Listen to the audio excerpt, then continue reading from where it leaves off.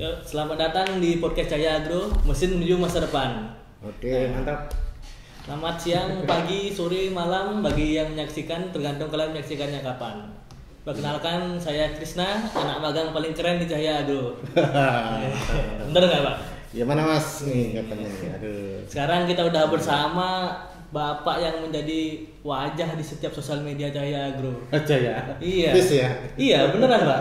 Kalau di video YouTube ada Bapak, kalau di trial mesin di Instagram, live streaming terus ke webnya, customer call Bapak juga. Jadi saya sembunyi nggak bisa ini. Iya. Ceritanya gitu, kemana mau sembunyi kan susah juga ya. Ya, tidak lain tidak bukan ini Pak Nyoman. Iya. Oke. Nah, mungkin Pak Nyoman kelihatan di mana-mana tuh Pak. Di YouTube kelihatan, di Instagram kelihatan di Cahaya Agro. Mungkin orang-orang tahu Cahaya Agro itu tahunya Bapak gitu. Sebenarnya Bapak posisinya apa di sini Pak? Sebenarnya saya bilang pertama nih ya, saya gabung sama ini PT Cahaya Agro ini tahun 2006. Jadi sampai sekarang sih kisaran 16 tahun gitu ya. Waduh, 16 tahun saya rintis mulai dari awal tuh dari kerja di workshop ya di bengkel, terus dari situ saya benar-benar bisa menelisik ya gimana cara bikin mesin, kesulitan bikin mesin gimana, trouble gimana, terus cara maksudnya memberi penjelasan kepada customer seandainya ada orang tanya. Jadi dari titik di bengkel tadi saya lama kelamaan sudah memahami. Padahal saya bilang gini ya, sebenarnya saya jurusannya bukan di bengkel, bukan di teknik ya. Saya dulu kan kuliah di Unitomo, jurusan sosmol. Jadi sosial politik. Tapi benar-benar itu beda banget. Cuma basic saya waktu kecil itu memang seneng rakit mesin, bongkar-bongkar sepeda motor, pasang lagi rantai sepeda motor gimana. Dari situlah saya kepingin ya, tertantang juga sih sebenarnya. Waktu itu kan saya lulus kuliah, daftar ke PEM dan segala macam kok mengalami kesulitan. Akhirnya saya berjalan di beberapa sales yang saya ikuti. Dulu pernah jadi sales kacang buah kelinci ya, biskuit itu ya. Jadi dari situ akhirnya aku tertanam untuk tertanam materi atau gimana untuk menjadi sales masjid yang baik itu gimana. Cara ngomongnya. Cara ngomongnya terbuat dari situ. Terus ada kesempatan juga tawaran untuk bisa bergabung di Cahaya Agro ini tahun 2006 itu. Saya cobalah di sini, akhirnya ya meleset dari bengkel. Jadi seperti ini akhirnya. Tahu apa-apa gitu. Juga jadi sales tim marketing juga, salah satu tim marketing di sini. Selain tim marketing saya juga di sini posisinya berada di customer service. Makanya di mana-mana, gitu ya. Siapa sampai Merauke. Tidak itu aja sebenarnya, dari beberapa yang setelah saya alami dari tahun ke tahun, memang saya kan tahu mesin benar ya. Akhirnya dari pihak perusahaan pun seandainya ada tim teknisi kami yang mungkin salah satunya tugas ke barat atau maksudnya Indonesia Barat, sedangkan yang di Indonesia Timur itu perlu bantuan, akhirnya saya dikasih kewenangan dan tanggung jawab dari pimpinan perusahaan untuk mengcover dari yang timur gitu. Ya syukur alhamdulillah ya nggak ada hambatan sih, ya, cuma tantangan sih saya. Jadi akhirnya kemana-mana tahu Indonesia, tahu karakter orang, apalagi tahu makanan, itu yang paling penting. Jadi saya cicipi semua seluruh Indonesia makanan ini. Kecuali ini Mas, Aceh belum Mas. Aceh belum. Kecuali Aceh yang belum. Oke. Selain aja. Kalau Cahaya Agro pameran di Aceh ya. Iya mudah-mudahan ya. Oke. Mungkin lanjut Pak, kan tadi Bapak bilang juga tadi backgroundnya bukan mesin atau mungkin lebih ke personal Bapak gitu. Yang lain kan belum tentu tahu Bapak secara pribadi. Tahunya Bapak pas live streaming, pas customer service, pas lain-lain tuh. Bapak ini asal mana Pak? Sebenarnya saya lahir bicara lagi nih. Masnya dari mana Mas? Bali. Dari Bali. Kebetulan. Jadi masih ada trust juga nih. Saya cerita nih bisa saya fix gitu ke belakang bahwa bapak saya itu asli dari Bali juga. Bali, tepatnya Bali Tabanan, Batu Riti. Toh Jiwo nama desanya, di situlah. Bapak saya lahir di situ, terus bapak saya dewasa mencari pekerjaan, akhirnya hijrahlah ke Madiun, ke Jawa. Waktu itu bapak saya ngelamar di Lanut Wisayudi Madiun. Terima angkatan udara bapak saya itu. Jadi tentara. Posisi masih belum berkeluarga, akhirnya dapat istri lah gitu, dari Madiun gitu. Kan Lanut Wisayudi tepatnya di Madiun. Jadi dapat istri Madiun, Nah disitulah lahir anak-anak, ada 4 orang dinamain Bali semua. Nah, Madi, Nyoman, saya ini Gedut sama Wayan, jadi saya 4 bersaudara gitu, Mas. Nah, terus saya dari sekolah di Madiun, setelah dewasa SMA lulus, barulah saya di tempatnya Bulit, kebetulan di Bulit saya di Surabaya. Saya kuliah di Surabaya, Mitomo itu tadi. Saya lulus, bla bla bla, tadi ceritanya kembali lagi masuk di saya ini. Tadi katanya kuliah sosial politik gitu Pak. Iya, beda. Itu jauh sekali ya. Jauh sekali. Jauh sekali, tapi tetap ada manfaat juga. Di mata kuliah kan juga diajari juga tentang planning juga ya. Di situ kita bisa merancang atau gimana supaya nanti tujuan daripada perusahaan ini nggak salah sasar. Jadi perencanaan, pengawasan sampai goal, tapi itu tadi harus tercapai. Itu banyak berguna dari sana Pak. Iya, tetap ada. Jadi wadah itu sebenarnya ada di mata kuliah, tidak ada yang tersia-sia sebenarnya. Ada masalahnya beda Mas ya, beda ya. Lulusan sama SMA sama kuliah itu beda, cara panggilnya juga beda. Di situ. Jadi akhirnya apa? Dimanapun tempat saya berada bisa menyesuaikan. Gitu. Nih, kan Bapak tadi bilang beda nih Pak ya dari sosial politik ke mesin ini. Itu mungkin sempat diungkit juga tadi. Itu kenapa sih milih bekerja di bidangnya ini? Apa sama kenapa sekarang menetap di Cahya Agro, apalagi selama 16 tahun itu kan lama Pak ya? Ya, selain pertama nih, saya kan kuliah di Surabaya. Habis itu sebelum gabung sama Cahya Agro, saya juga menikah pun juga orang Surabaya. Akhirnya saya lanjut Surabaya. Dari sekian, daripada jadi sales tadi keliling-keliling, ternyata berakhirnya saya berlabuhan terakhir di Cahya Agro. Dan disitulah rasanya dalam hati saya itu, talenta saya itu keluar di situ. Nah, apa talentanya? Ya, bakat waktu kecil tadi seneng apa bikin bongkar mesin segala macam. Jadi waktu pimpinan saya kasih tahu pelajaran, jadi cepet nangkep gitu cara gimana bongkar mesin diesel, terus masalah transmisi, masalah bongkar dinamo. Ternyata di sana Pak ya? Iya, disitulah karena saya ingin tantangan juga. Selain di kerjaan mesin itu tujuannya gini, saya senang juga dalam suatu cerita gitu ya, saya kirim mesin di dalam pelosok. Nah disitulah orang-orang itu berharap banget bahwa dengan datanya mesin ini bisa memberikan nilai tambah bagi orang sekitar gitu. Dengan cara gimana? Biasanya orang tanya, Pak, Bu, ini gimana cara mengoperasikan mesin ini? Saya belinya mahal, tolong dong diajarin. Nah disitulah ilmu saya tularkan gitu, cara penggunaan mesin seperti ini ya. Ini juga video ini juga saya dengan teliti dan detail banget cara menjelaskannya seperti ini. Jadi orang itu nggak apa ya, nggak pusing, nggak ambil awang-awang itu, tapi saya langsung praktek detail step by step. Jadi orang tahu cara pemasangan bagaimana, sebelum mesin dinyalakan harus siapkan apa dulu gitu. Nah, seperti itu. Karena baru selesai kuliah baru sadar bakat tersembunyi. Iya, ada ternyata. Ada. Ya, ini kan sampai sekarang sudah sampai inilah. Alhamdulillah saya membantu. Banyak pahalanya Pak. Iya. Aku senang kok terjun di daerah-daerah pelosok itu banget. Pertama dulu di daerah Papua. Primitif banget itu Papua. Primitif banget aku kesana. Di sana tanah tidak ada, semua pakai kayu semua jalan. Waktu Bapak kesana. Iya. Di situ saya ini perhatian mesin pres ya, pres hidrolis waktu itu. Dimana kenapa kok dia pengadaan pres hidrolis? Ternyata di situ itu karena ininya kan geladak ya, nggak ada tanah itu kan rawa-rawa. Ternyata air minum di sana itu nggak ada, jadi dapat dari kiriman dari Jawa. Nah disitulah banyak sampah-sampah limbah plastik yang berupa botol, gelas, aqua itu dibuang aja di bawah geladak itu kan akhirnya kotor, nggak tetap di mana. Nah disitulah akhirnya dikumpulin, terus dipres, dikembaliin lagi ke Surabaya. Lah disitulah ada nilai jual di situ ya. Jadi nggak sama-sama nggak terbuang. Saya untuk bermanfaat. Mesin menuju masa depan ya. Makanya ini mesin menuju masa depan. Jadi kan Bapak bilang kemana-mana itu Pak. Cahya Agro kan emang kalau pameran, kalau ngadain mesin kan kemana-mana. Coba share dong pengalaman Bapak yang paling berkesan itu beberapa gitu Pak. Memang Cahya Agro pada era-era yang ya sekitar sebelum Covid pun juga pernah ngadain pameran, terutama di Grand City waktu itu ya.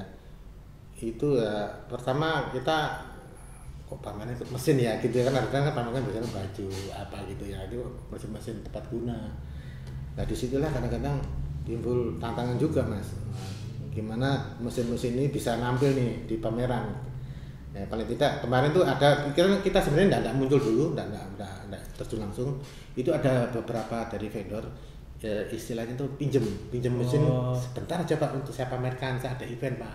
Nah disitulah akhirnya dari pihak manajemen kok kok enak juga sih ya, selain dari cara promosi, selain dari media sosial segala macam ya, apa nggak salah sih dicoba untuk langsung kita pasarkan di lapangan, di istilahnya nyata gitu loh. Jadi benar-benar orang waktu kalau lihat di pameran itu bisa megang mesinnya, bisa lihat cara kerja langsung mesin, terus gimana apanya cara garapannya itu halus apa tidak, masa kontekan cara pengatur juga, itu juga sangat penting. Lain kalau dengan di sosial media kan nggak nampak kan gitu. Ya. Nggak jadi nampak sih nampak pak, nggak bisa disentuh. Nah disentuh ya gitu. Itulah sebenarnya yang poin ya untuk pameran itu seperti itu. Dan di situ kita juga bisa merangkul ya beberapa customer, banyak wacana kan data kan macam-macam ya, dari strata lapisan masyarakat macam-macam, ada yang dari pendidikan, ada yang dari pengusaha, ada dari ini guru segala macam lah, mungkin dari marin tentara gitu, pada tanya mesin-mesin gitu ya. Suka dukanya sih banyak mas, mungkin banyak sukanya sih. Karena kenal banyak orang. Tuh tadi dibilang kemana-mana itu udah selain Aceh ya. Oh kalau masalah ini ya selain Aceh. Selain Aceh. Aceh. Itu yang paling berkesan di mana? Yang paling berkesan itu waktu saya itu yaitu di Agat. Di mana? Di suku Agat di Papua. Itu daerah. Kenapa berkesan? Kenapa? Saya sama bos minta teman satu sebenarnya. Nggak dikasih. Cuma jatuh cuma satu, gimana? Udah berangkat aja. Siap prajurit kan gitu ya. Udah terbang sana. Di sana sinyal juga susah. Untungnya sebelum saya itu landing di daerah pelosok udah kontak sama kontraktor sana. Pak tolong nanti jam sekian sudah saya atur waktu. Mungkin sejam lagi Pak saya sudah nyampe, tolong nanti segera jemput gitu ya. Memang harus komunikasi benar-benar disiapin ya, jangan sampai karena sinyal akhirnya susah nanti di sana. Akhirnya betul sudah sampai sana, ternyata nggak langsung di lokasi, harus naik kapal boat lagi. Masih jauh lagi, masuk pelosok. Di situ pun banyak buaya. Buaya itu banyak di buaya sini. Beneran Pak? Bener. Itu di kerangkeng apa di? Enggak, kan di rawa rawa lepas gitu. Kan di sana enggak ada jalan darat. Semua tuh di daerah atas itu kelihatan seperti rawa-rawa, banyak alur pakai sungai semua kan. Jadi jalan transportasi pakai sungai. Itu tahun berapa Pak sana? Itu tahun 2015. Sebelum Covid pokoknya. Tapi masih dibilang nggak lama juga ya? Nggak lama sih, iya. Nggak lama. Jadi saya ke sana, ya sementara waktu di transit di bandara itu ya ngeri juga sih, orang sana kan ya pada nginang gini ya. Pada nginang gini kan kelihatan, kalau orang Jawa kelihatan ya, kulitnya juga, mukanya gitu nggak sama. Tapi dari sisi balik orang seperti ternyata orang sana itu ramah-ramah. Ramah semua. Ramah banget. Disitulah saya tahu gimana sih Indonesia sebenarnya, semua kita tuh bersaudara, bener. Bener. Saya sendiri waktu itu saya cuek, jalan aja ya, saya nggak mau nantang apa. Saya jalan aja lurus waktu itu mau cari aqua. Ternyata disapa gitu. Siapa? Iya. Selamat sore kak, gitu. Padahal nggak kenal saya. Iya sore, gitu. Bener. Setiap itu gitu disapain terus. Tadi bapak bilang bapak sendiri gitu pak di sana. Sendiri. Iya. Sendiri. Tapi ya nggak mau, udah biasa. Ya selamat juga. Nah, terutama fisik juga sih. Terus kita harus pandai-pandai bisa berkomunikasi sama customer biar nggak ada timbul rasa curiga atau gimana gitu. Maksudnya kita harus pandai komunikasi. Kenapa? Diusahakan ada pembeli tadi itu merasa nyaman dia memiliki mesin dari kita. Itu. Jangan sampai aku beli mesin ini sudah ada ragu-ragu, nggak enak. Pasti nggak bisa pak, masalah nanti nanya platnya patah. Nah, kita harus benar-benar yakini produk itu paling valid, paling perfect untuk dipakai untuk usaha gitu mas. Itu kan tadi di Papua pak. Mungkin ada nggak yang menyaingi pengalamannya? Kan bapak kan banyak katanya di mana selain Aceh katanya udah. Di Bali pernah. Di Bali. Di Bali saya pernah itu di Kelungkung. Ya. Kelungkung iya itu. Ya Kelungkung sih lewat. Di depan Pesmantre itu ya bypass tuh Gianyar, ketemunya Kelungkung nanti. Nah di situ saya waktu itu mesin ini mola garam. ternyata apa sih garam di sana sama di Jawa itu beda. Putih. Karena kenapa? Garam di sana itu saya di semai.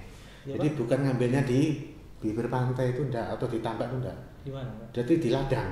Oh. Ya dan tadi itu dibikin seperti kayak ya kolam gitu, diratain, kasih air.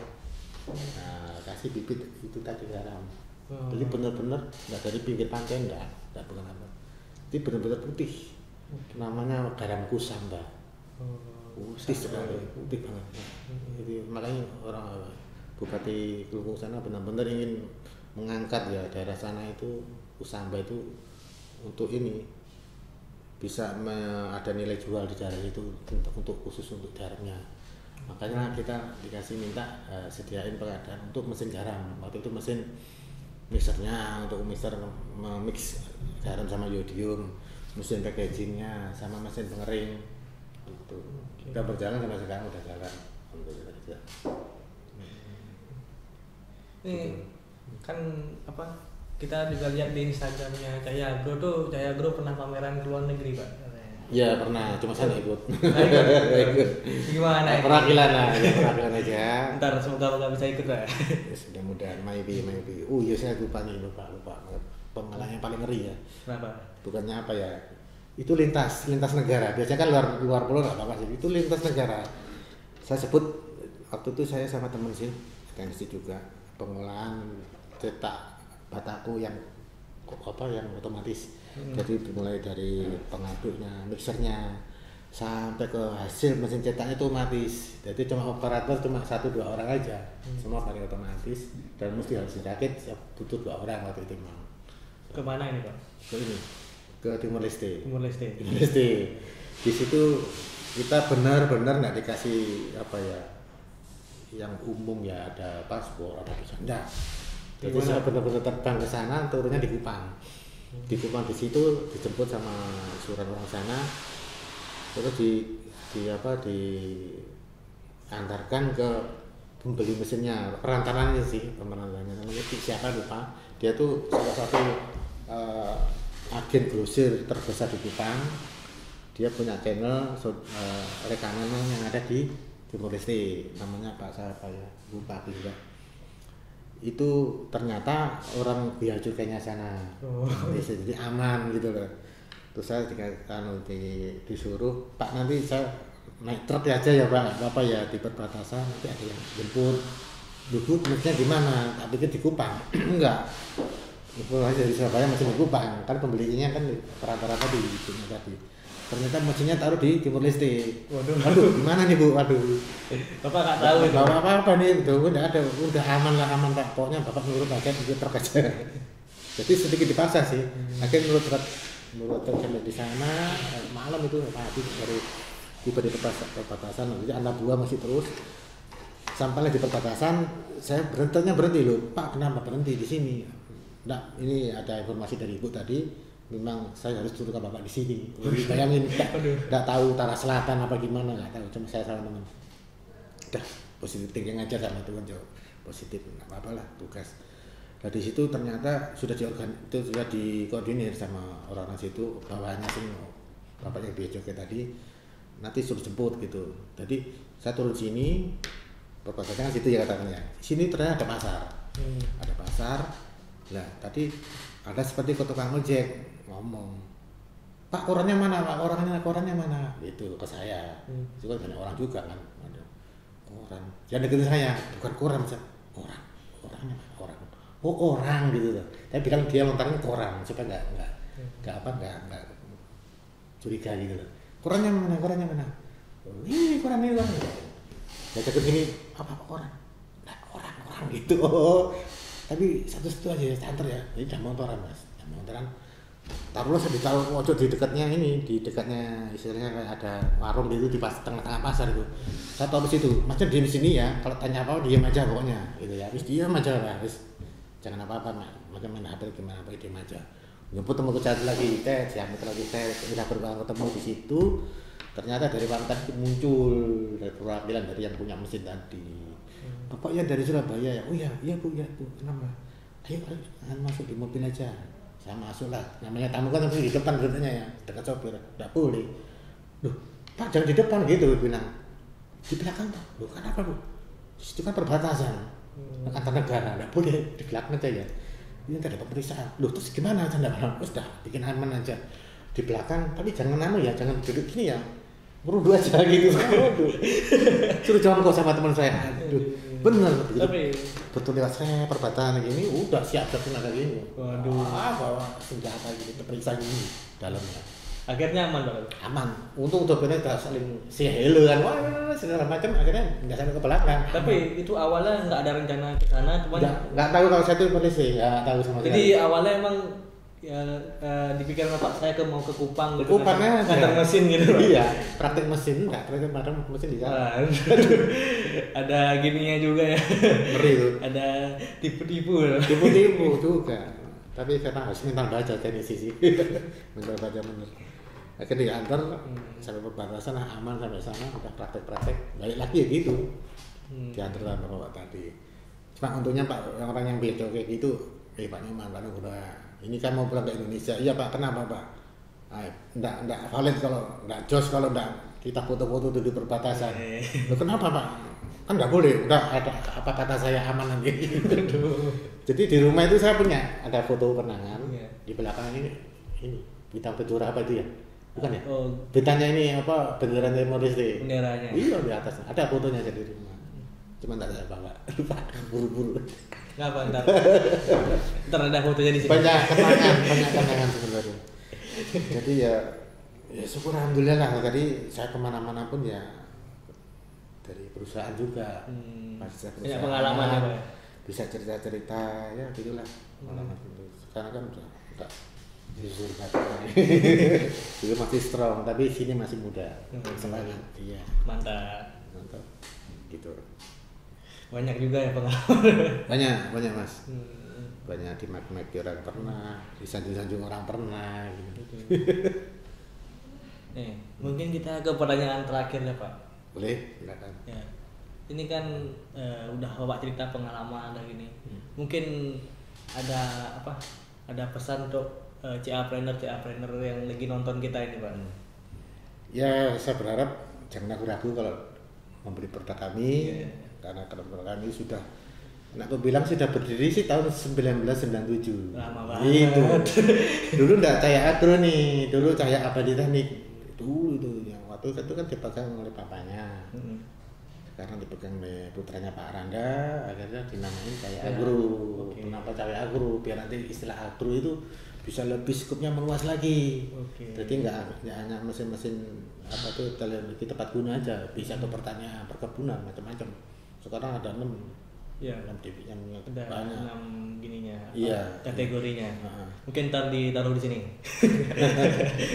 Dan jangan takut seandainya beli di mesin Cahaya Agro, kalaupun ada masalah bisa Pak Ibu, teknisi kita siap. Ya. Kan apa? Tadi cepat disinggung juga Pak ya. Semua mesin kan lagi diproses buat ada video peragaannya di YouTube. Ya. Spesifikasinya juga banyak ada di Instagram. Kalau customer call juga ada di webnya. Bapak Nyoman salah satunya. Iya. Kebaca situ terus. Iya. Ya, mudah-mudahan bisa mungkin dengan lihat saya sendiri, wah ini Cahaya Agro ini muncul lagi. Mudah-mudahan sih enggak ada bosan ya lihat video. Ya. Kan ada yang lain juga Pak. Live streaming kan ada Pak Ang juga. Ya, ada teman-teman kita lain-lain nanti bisa gabung juga di sini, nggak apa-apa. Biar lebih dekat, lebih kenal dan akan lebih sayang. Oke, mantap. Mungkin itu penutup buat kita kali ini ya. Ya. Jangan lupa nantikan konten dari Cahaya Agro terus, subscribe, like video ini. Terima kasih. Oke, selamat siang. Dadah.